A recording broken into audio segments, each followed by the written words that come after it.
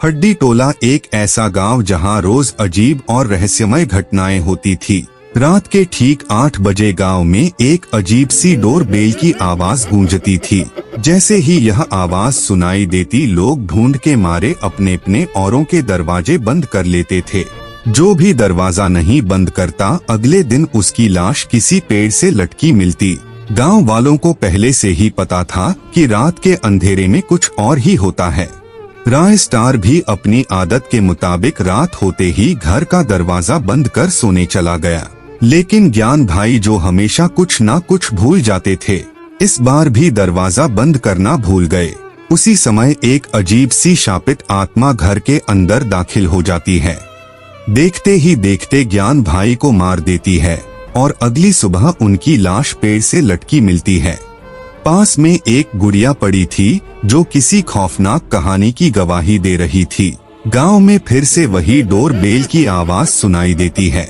राय star घबराकर अपने घर की ओर दौड़ता है।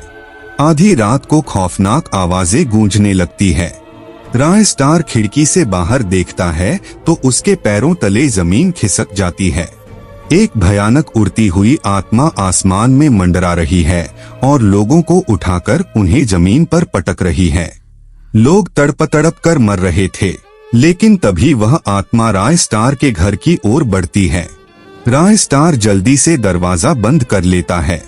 अगली सुबह गांव में हर जगह लाशें बिखरी हुई थी और लोग दहशत के मारे इधर उधर भागते हुए दिखाई दे रहे थे। रात में एक आदमी रास्ते से जा रहा था, तभी उसकी नजर एक गुड़िया पर पड़ी जो आग की लपटों में जल रही थी।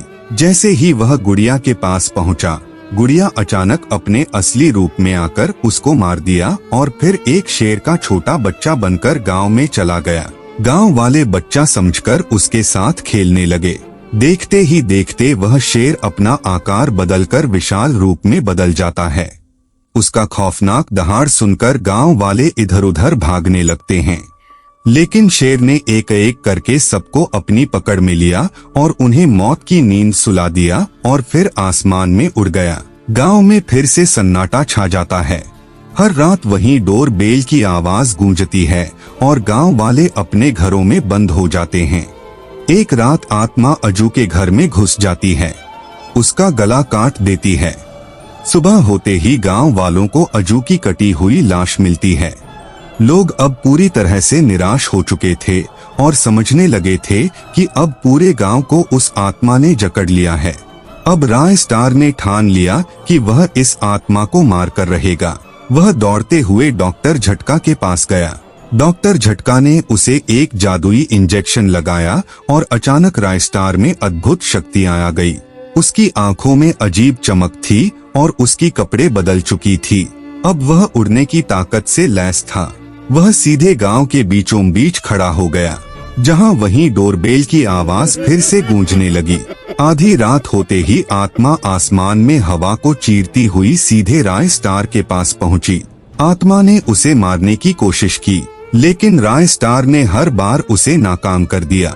राय स्टार चिल्लाते हुए बोला, तूने इस गांव को बहुत सताया है, अब तेरा अंत होगा। और अंत में राय स्टार ने उस आत्मा को एक झटके में मार दिया। गांव वाले खुशी खुशी उसकी लाश को जला देते हैं, लेकिन रात का समय होते ही गांव में फिर से वही डोर बेल की आवाज सुनाई देती है। पार्ट 2 के लिए कमेंट करो, हड्डी डोला की आत्मा।